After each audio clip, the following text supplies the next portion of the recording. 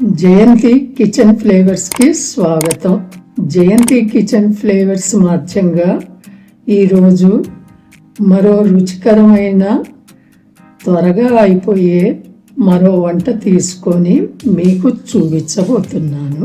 ఈరోజు మీకు నేను చూపించబోయే వంట కీరా దోసకాయ పప్పు.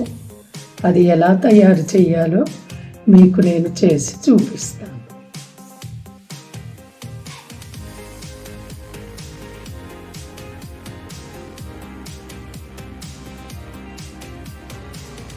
ఇది కందిపప్పు అండి. కందిపప్పు మీ ఇంట్లో ఎంతమంది మనుషులు ఉన్నారో, ఎంత కావాలో క్వాంటిటీ దాన్ని బట్టి వేసుకోండి. దీన్ని కీరా అంటారు, కొంతమంది కీరా దోసకాయ అంటారు, కొంతమంది ఇదే దోసకాయ అని కూడా అంటారు. దీంతో కూడా పప్పు చేసుకోవచ్చు. ఇలాంటి కీరాలు పిల్లలున్న ఇంట్లో ఉంటాయి. మా అబ్బాయి తెచ్చుకుంటాడు ఈ కీరాలు, టమాటాలు, ఎందుకంటే బ్రెడ్లో శాండ్విచ్ చేసుకొని తినడానికి కోసం. అప్పుడప్పుడు వాడి కీరాలు తీసి నేను పప్పు వండేస్తూ ఉంటాను. మీకు ఇప్పుడు నేను చూపిస్తాను ఈ కీరా పప్పు ఎలా చేయాలో. మొదటగా మనం ఈ కందిపప్పుని కడిగి మనం కుక్కర్లో పెట్టేసుకోవాలి. నేను అది మీకు చూపిస్తాను. కందిపప్పు కడుక్కొని ఇలాగా నీళ్లు పోసుకోవాలి. మనం ఏ కప్పుతో తీసుకుంటామో ఆ కొలతతోనే మనం నీళ్లు పోసుకోవాలి. ఈ మధ్య అందరూ కొలతలు అడుగుతున్నారు కదా, అందుకని చెప్తున్నాను. మా ఇంట్లో అయితే నేను ఈ చేతి కొలతను తీసుకుంటాను. ఈ గడప వరకు పోసుకుంటే పప్పు శుభ్రంగా ఉంటుంది. ఇది మనం స్టవ్ మీద పెట్టేసుకుంటాం.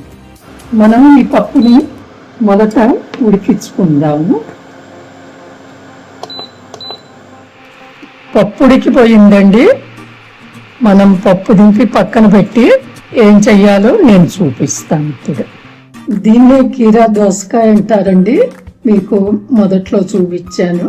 ఈ కీరాని ముందర కడుపుకున్న తర్వాత ఈ చివరను ఇటు చివర కట్ చేసుకొని దీని చెక్కు తీసేసుకోవాలి. మనం చెక్కుతో వేస్తే పప్పులో బాగుండదండి, ఎందుకంటే చెక్కులు మొత్తం ఉడకవు మెత్తగా.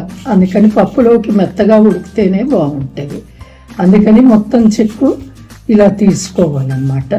ఈ చెక్కంతా తీసుకున్న తర్వాత అది మనం కడుక్కోవాలి. కడుక్కొని ముక్కలు దొరుకుకోవాలన్నమాట. ఇట్లాగా మొత్తం చెక్కు తీసేసుకోవాలి. అలాగా నేను మొత్తం కీరాలు నాకు పప్పులో కావలసినవన్నీ నేను చెక్కు తీసి రెడీగా పెట్టుకున్నాను అన్నమాట. ఇప్పుడు ఈ చెక్కు తీసిన కీరాలన్నీ మనం చిన్న చిన్న ముక్కలుగా తొరుక్కోవాలన్నమాట. మరీ చిన్న పచ్చడికి తొరుక్కున్నట్టు తొరుక్కోకల్లా పప్పులోకి ఉడికిపోతాయి. ఈ కీర ఒంటికి చాలా మంచిదండి, ఎందుకంటే సమ్మర్లో దీన్ని ఎక్కువ తింటారు. ఎందుకంటే ఇది నీటి శాతం ఎక్కువ ఉంటుంది, కే విటమిన్ ఉంటుంది, సి విటమిన్ ఉంటుంది, పొటాషియం ఉంటుంది, మెగ్నీషియం ఉంటుంది, బ్లడ్ ప్రెషర్ని కూడా కంట్రోల్ చేస్తుంది ఇది. అందుకని ఇది మామూలుగా ఉత్త ముక్కలు కూడా మనం ఉప్పు వేసుకొని కొంచెం నిమ్మకాయ పిండుకొని తిన్నా కూడా రుచికరంగా ఉంటుంది. ఇది మోస్ట్లీ సలాడ్లోకి కూడా బాగా వాడతారు ఈ కీరాని. సమ్మర్లో దీన్ని వాడితే మనకి నీటి శాతం దీంట్లో ఎక్కువ ఉంటుంది, ఫైబర్ ఎక్కువ ఉంటుంది. వెయిట్ తగ్గాలనుకునే వాళ్ళకి ఇది మంచి ఉపయోగకరమైనది. ఇలా ముక్కలు తొరుక్కోవాలండి. మీకు మొత్తం చూపిస్తాను ఇట్లాగా. ఇది పప్పులోకి ఎన్ని కీరాలు వేయాలి, 2 వేయాలా, 4 వేయాలా, అలా ఏం లేదండి. మన దగ్గర ఎన్ని ఉంటే అన్ని వేసుకోవచ్చు, దానికి ఏం లిమిట్ లేదు. ఒక్క కీరా ఉన్నా కూడా పప్పు చేసుకోవచ్చండి, రుచికరంగా ఉంటుంది. దీంట్లో ఏంటంటే ఫ్యాట్స్ ఉండవు, మీరు ఎంత వేసుకున్నా కూడా రుచిగానే ఉంటుంది. మీ దగ్గర ఎన్ని కీరాలు ఉంటే అన్ని కీరాలు వేసుకోవచ్చు. ఈ కీరాల్లోకి మీరు కొత్తిమీరాకు, ఈ కొత్తిమీరాకు ఇలా తుంపి వెయ్యవాకండి. ఈ కొత్తిమీరాకుని మామూలుగా ఈ ఆకులు తుంపండి. ఎందుకంటే ఈ కాడలు కొంచెం ముదురుగా అనిపిస్తాయి నాకైతే. ఇట్లా ఆకులు తుంపి దాన్ని కడిగి కట్ చేసి వేయండి. ఇలాగ నేను ఆకులు తుంపి ముందరే పెట్టుకున్నానమాట. దీన్ని మీరు కడిగి కట్ చేసి పెట్టుకోండి. ఈ కొత్తిమీర ఆకు కూడా ఇంత వెయ్యాలా అంత వెయ్యాలా అనిలే, ఒక రెబ్బ ఉంటే ఒక రెబ్బే వెయ్యండి. మీరు పప్పులోకి బాగానే ఉంటుంది. ఎక్కువ ఉందనుకోండి ఎక్కువ వెయ్యండి, ఆరోగ్యానికి మంచిది కదా కొత్తిమీర ఆకు. మీకు ఇప్పుడు ఇవి ఎట్లాగా పప్పు తయారు చేయాలో చూపిస్తాను. కీరా పప్పు అండి, పప్పులోనే అన్నీ వేసి ఆఖరికి తిరగమాత పెడితే ఆ రుచి వేరే ఉంటుంది. నేను చేసే పద్ధతి ఒకసారి చేసి చూడండి మీరు. ఎందుకు అనంటే తిరగమాత ముందరే వేసేసి తక్కిన ప్రాసెస్ నేను చూపిస్తాను. అలా చేస్తే అది మెల్లిగా స్లిమ్లో పెడితే ఉడుకుతూ ఉంటుంది, మనం వేరే పనులు చేసేసుకోవచ్చు.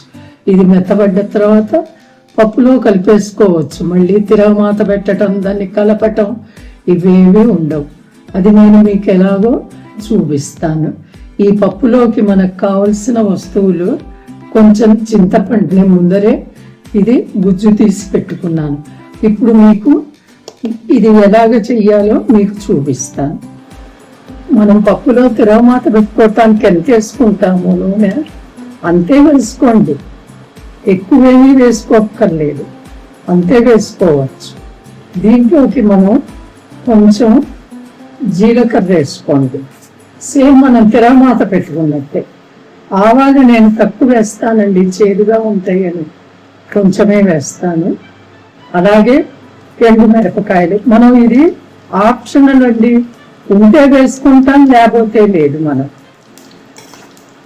ఈ ఆవాలు చిరపట్లాడిన తర్వాత ఇంగువాను మెంతి పొడి. ఇప్పుడు మనం ఈ మెంతి పొడి కొంచెం ఎక్కువైనా పర్వాలేదు, కమ్మగా ఉంటుంది మనకి. ఇప్పుడు దీంట్లోకి మనం తొరిగి పెట్టుకున్న ఈ కీరా ముక్కలు వేసుకుందాం.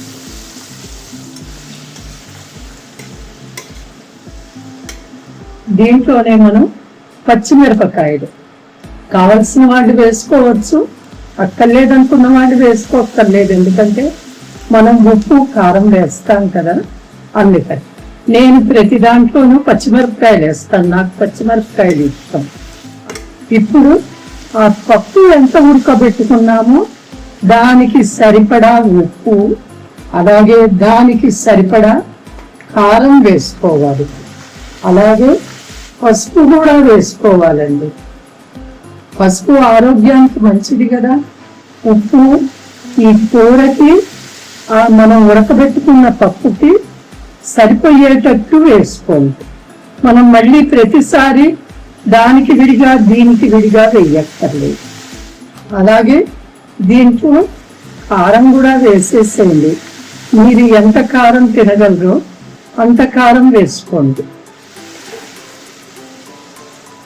ఇప్పుడు ఈ గుజ్జు తీసి పెట్టుకున్న చింతపండు పులుసు మీకు ఎంత పులుపు కావాలో మీరు తినే పులుపుని బట్టి వేసుకోండి.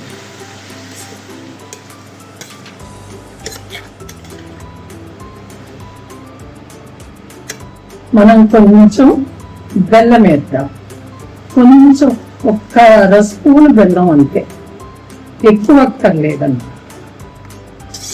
దీంట్లోనే నీళ్ళు వస్తాయి చూడండి, ఆ నీళ్ళకే మగ్గిపోతుంది. మామూలుగా స్లిమ్లో పెడితే ఒక్కోసారి కీర కొంచెం లేతగా కాకుండా వేరే ఉంటే ఒక్క చుక్క నీళ్లు చల్లితే మగ్గిపోతుంది నీళ్ళు. అదే పప్పులో వేసామనుకోండి మొత్తం నీళ్ళగా అవుతుంది, పప్పు తినటానికి రుచిగా ఉండదు. ఇలా చేసి చూడండి, మీకు బాగుంటుంది.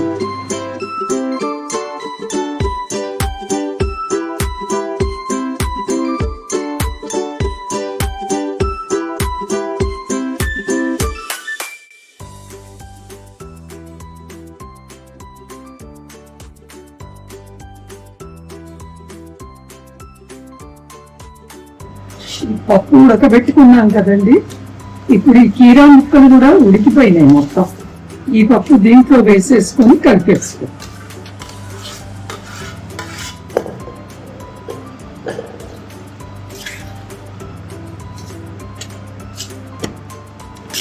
ఈ మొత్తం ఈ ఉడికిపోయిన కీర ఈ పప్పు మొత్తం కలిపేసుకుందాం దీంట్లో. ఇప్పుడు దీనిపైన మనం ఇందాక తొరిగి పెట్టుకున్నది ఇప్పుడు దీనిపైన ఇది వేసేది. ఈ మిగిలిన కొత్తిమీర.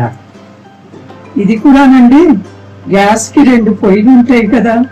ఓ దాని మీద పప్పు పెట్టుకోండి, ఓ దాని మీద నేను చూపించిన ఈ కీర ఎలాగ ఉడకబెట్టాలి అది పెట్టేసుకోండి. 2 మ్యాక్సిమం 10-12 నిమిషాల్లో మీకు పప్పు రెడీ అయిపోతుంది. నేను అన్నీ మీకు తొరిగేది అన్నీ చెప్పి చేశాను కాబట్టి మీకు టైము ఇంత చూపించింది. లేకపోతే 10-12 నిమిషాల వంట ఇది త్వరగా అయిపోతుంది. అన్నం వండుకొని పప్పు వండేసుకుంటే కమ్మగా నెయ్యి వేసుకొని తినచ్చు. మన పప్పులోకి నెయ్యి వేసుకుంటేనే బాగుంటుందండి. ఎవ్వరూ ఇదివరకు నెయ్యి వేసుకుని 100 ఏళ్ళు బతికారండి. ఈ మధ్యనే నెయ్యొద్దు నూనె అని చెబుతున్నారు. ఒంటికి నెయ్యి కావాలి, నూనె కావాలి, అన్నీ మితంగా తినాలి. ఎక్కువగా తింటే ఏదైనా కూడా ఇబ్బందికరమే. పప్పులోకి హాయిగా నెయ్యి వేసుకొని కమ్మగా తినచ్చు. ఏనండి కీరా పప్పు తయారు చేసే విధానం.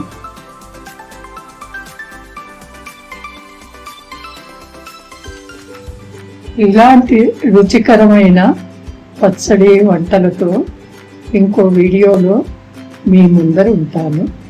మీకు నేను పెట్టిన వీడియో నచ్చితే లైక్ చేసి, షేర్ చేసి, సబ్స్క్రైబ్ చేయండి. మీ సజెషన్స్ ఏమన్నా ఉన్నా కూడా కింద కమెంట్స్లో రాయండి. నేను దాన్ని కూడా రివర్ట్ అయ్యి ఫాలో అవుతాను.